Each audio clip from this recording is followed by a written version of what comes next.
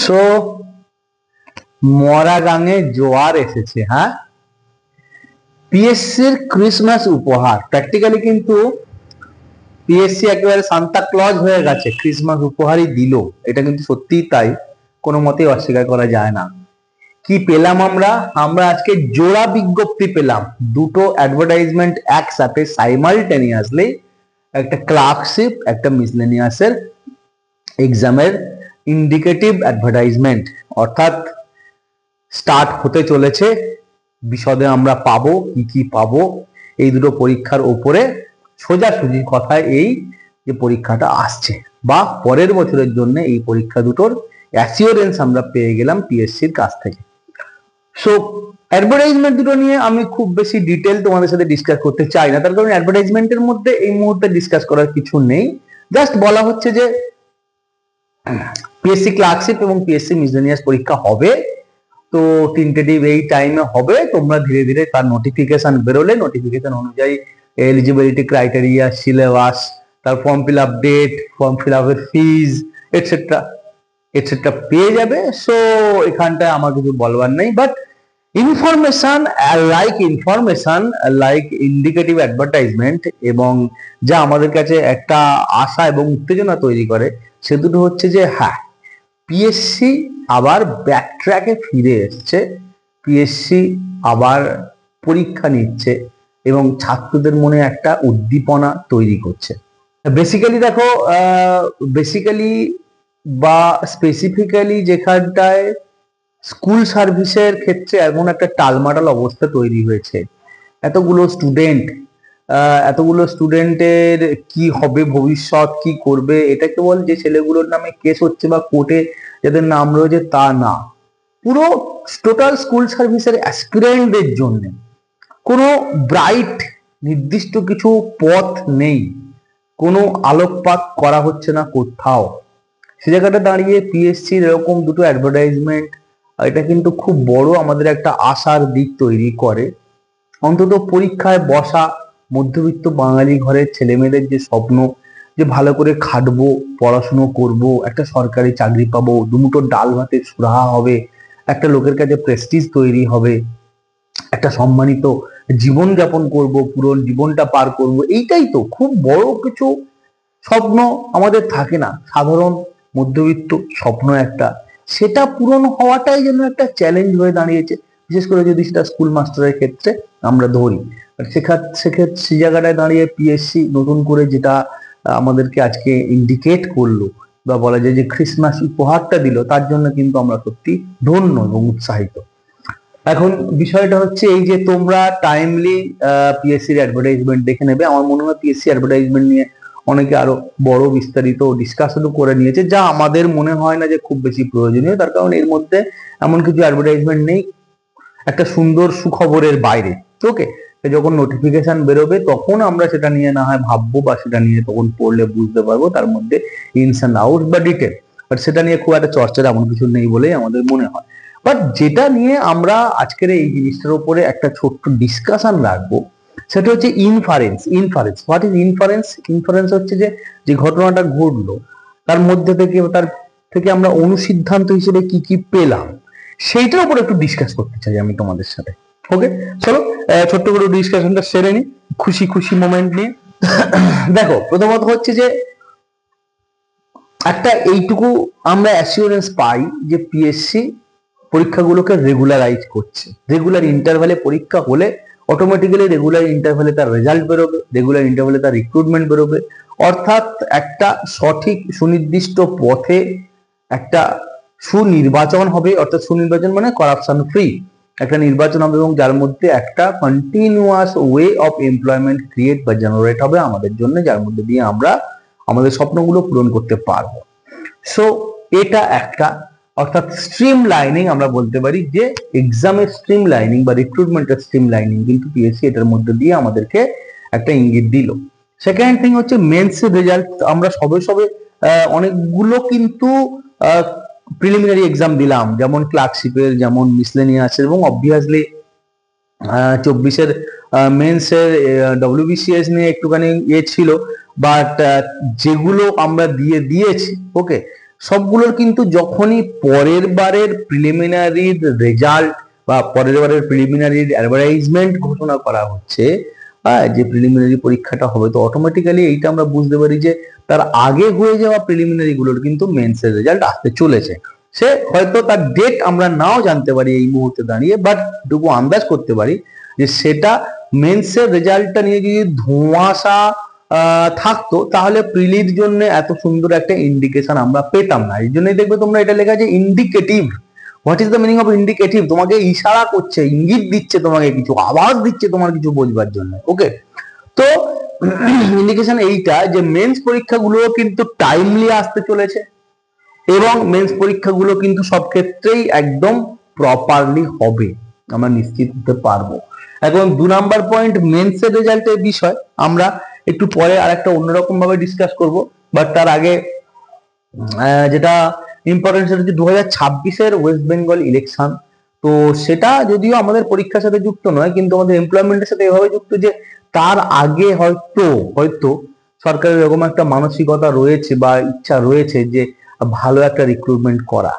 এগুলো হয়তো কোথাও কোনো ক্ষেত্রে একটা এজেন্ডা বা একটা হয়তো ভোট ব্যাংক ক্রিয়েশনের পয়েন্ট হয়ে দাঁড়াতে বা ফ্যাক্টর হয়ে দাঁড়াতে পারে, বাট আমাদের সেগুলোর সাথে কিচ্ছু করার নেই, কিছু যায় আসে না। আমাদের দেখবো এইটাই দেখার আছে যে পরীক্ষাটা নিয়মিত হচ্ছে, রিক্রুটমেন্টটা ঠিকঠাক হচ্ছে।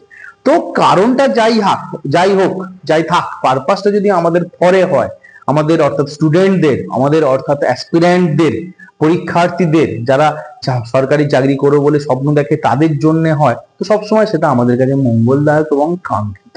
ক্লিয়ার? নেক্সট হচ্ছে এর সাথে সাথে আসছে ডব্লিউবিসিএস প্রিপারেশন। ডব্লিউবিসিএস প্রিপারেশনের এটাও ইন্ডিকেশন বা একটা হাওয়া নানা রকম ভাবে ঘুরে ফিরে আসছে যে সেটা কিন্তু ইউপিএসসির ধাঁচে এবং ঢঙে হতে যাবে, কিন্তু ঠিক কি ধাঁচ কি ঢং সে বিষয়ে কিন্তু কোনো রকম এখনো অব্দি ক্লিয়ার কাট ভিশন নেই।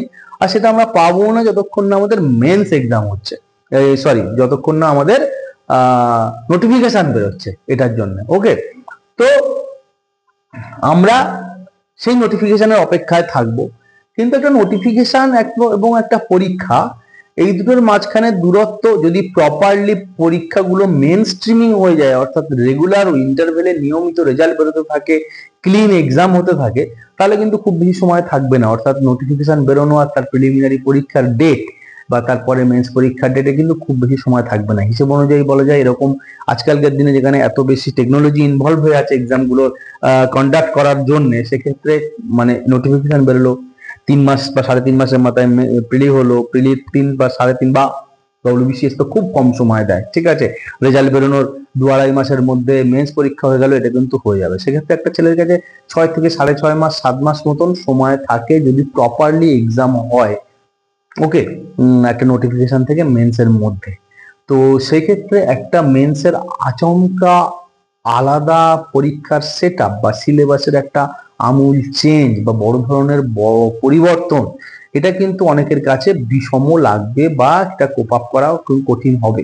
সেক্ষেত্রে আমাদের রোলটা, অর্থাৎ সিএসডিজির রোলটা কিন্তু খুব ক্রুশিয়াল। সো সিএসডিজির রোলটা ক্রুশিয়াল দুটো ক্ষেত্রে। একটা হচ্ছে যে পরিবর্তিত সিলেবাসটা ধরিয়ে দেওয়ার পক্ষে সিএসডিজি সবসময় তোমাদের পাশে থাকবে, এবং এই ইকুয়ালি মেন্স রেজাল্ট, যেটার আলোচনা আমরা তখন বলেছিলাম পরে করব। সো মেন্সের রেজাল্ট এটা সবসময় কিন্তু কি ক্লার্কশিপ কি মিসলেনিয়াস সিএসডি সবসময় খুব ভালো করে মেন্সের স্টুডেন্টদের জন্য প্রিপারেশন করে চলেছে। এবং ডব্লিউবিসিএস এর ক্ষেত্রে আমি বলবো যে তোমরা সিএসডি এর সাথে সারাক্ষণ জুড়ে থাকো, তার কারণ কি কি চেঞ্জ হতে পারে, যদি চেঞ্জ হয় সেটা আমরা তোমাদেরকে খুব যাতে অ্যাকাস্টম করতে পারো তোমরা, ঠিক আছে, সেইটা কিভাবে করবে, তার জন্য কি পড়বে, কিভাবে ভাববে, কিভাবে চিন্তার পরিবর্তন করবে, কিভাবে প্র্যাকটিস করবে কোশ্চেন উত্তরগুলো, আমরা আশা করি তোমাদেরকে বেস্ট সলিউশন দেবো। আরেকটা বিষয় এর সাথে যুক্ত রয়েছে, যেটা যুক্ত রয়েছে সেটা হচ্ছে যে অনেকে অনেক রকম গুজব ছড়ায়, রটনা তৈরি করে। সেটা অনেকের নাম আমি নিচ্ছি না, বাট অনেক সোশ্যাল মিডিয়া ইনফ্লুয়েন্সার বলতেও পারো তোমরা, যেমন ধরা যাক ওবিসি সার্টিফিকেট নিয়ে মাঝখানে কিছু গুজব তৈরি করা হয়েছিল যে পরীক্ষা হবে না, পিএসসি বন্ধ হয়ে যাবে, বা ডব্লিউবিসিএস এর এক্সামের ক্ষেত্রে। তো এগুলো কি হয় না, সবসময় মনে রাখবে যে যখনই কোনো নেগেটিভ খবর তোমাদের সাথে সামনে আসে, তোমাদের মধ্যে ছড়ানো হয়, শুধু এইটুকু মনে রাখবে যে সেটা এমনি এমনি ছড়ানো হচ্ছে না, বা এটা একটা অর্গানিক ওয়ে নয়, এটা বেসিক্যালি ছড়ানো বা ছড়িয়ে যাচ্ছে, এটা মানে কোনো একজন কেউ ডেলিভারেটলি বা কোনো একটা সংস্থা ডেলিভারেটলি এটা তৈরি করছে, এই কনফিউশন তৈরি করছে যাতে ইন জেনারেল স্টুডেন্টদের মনে একটা কনফিউশন, হতাশা তৈরি করে, এবং তাদের সংস্থার স্টুডেন্টরা সেই জায়গাটাতে কাটিয়ে উঠতে পারে বা তাদের আগাম প্রস্তুতি তাদেরকে সুবিধা দিতে পারে। অর্থাৎ এক কথা আমি বলতে চাইছি যে এই যে কোন রকম নেগেটিভ খবর বা কোন রকম রটনা, এইগুলো তোমরা প্রথমত বিশ্বাস করো না, ওকে, যতক্ষণ না কোনো ক্লিয়ার কাট নোটিফিকেশন তোমরা পাচ্ছ পিএসসির তরফ থেকে বা প্রপার বলা যায় অথরিটির তরফ থেকে। আর সেকেন্ড, এই যে খবরগুলো, দুঃসংবাদ, গুজবগুলো ছড়ানো হয়, মনে রাখবে এটা কিন্তু ইচ্ছা করে ক্রিয়েট করা হয় যাতে কিছু অংশের কম্পিটিশন থেকে কিছু অংশকে বার করে দেওয়া যাবে, কিছু অংশকে নষ্ট করে দেওয়া যায়। তো তোমরা এক কথায় বলতে চাইছি যে এর খপ্পরে পড়ো না, ওকে, বারবার বলবো। আর এখন থেকেই যদি কেউ ডব্লিউবিসিএস অ্যাসপিরেন্টস একবার ইউপিএসসির সিলেবাসটা দেখে নাও, একটু চোখ বুলিয়ে নাও, ডিটেলে আমি বলবো না যে কি আছে, অন্তত সাবজেক্ট গুলো কি, অন্তত গভর্নেন্স কি, গুড গভর্নেন্স কি, সেটা যদি একবার কেউ একবার একটা লাইন মেরে দাও, দেখো আমাদের ইয়েতে গুগলে, বা হোয়াট ইজ এথিক্স, তো অন্তত সেদিন আচমকা এটা কি, কোথা থেকে এরকম মানে কি বলতে প্রহেলিকা তৈরি হবে না, তোমার জানা থাকবে যে হ্যাঁ এটা ছিল ইউপিএসসি তে, এটা আমাদের ডব্লিউবিসিএস এ ইনসার্ট করা হবে। তো আমি বলবো যে তোমাদের প্রত্যেকটা ডব্লিউবিসিএস অ্যাসপিরেন্টদের ক্ষেত্রে তোমরা কিন্তু একবার ইউপিএসসি সিলেবাসটা চোখ বুলো। হ্যাঁ, আর একটা এই বিষয়ে ইম্পর্টেন্ট কথা, সেটা হচ্ছে অনেকেই কিন্তু এখানে আবার সেই একটা ধাঁধা তৈরি করে, এবং সেটাও খুব ডেলিভারেটলি করে করে এরকম ভাবে যে চেঞ্জ করে দিল, সিলেবাস চেঞ্জ হয়ে গেল, নতুন পন্থা তৈরি হলো, পরীক্ষার পদ্ধতি প্যাটার্ন পাল্টে গেল, প্রচুর কনফিউশন, ছেলেরা পারবে না, এই ওই।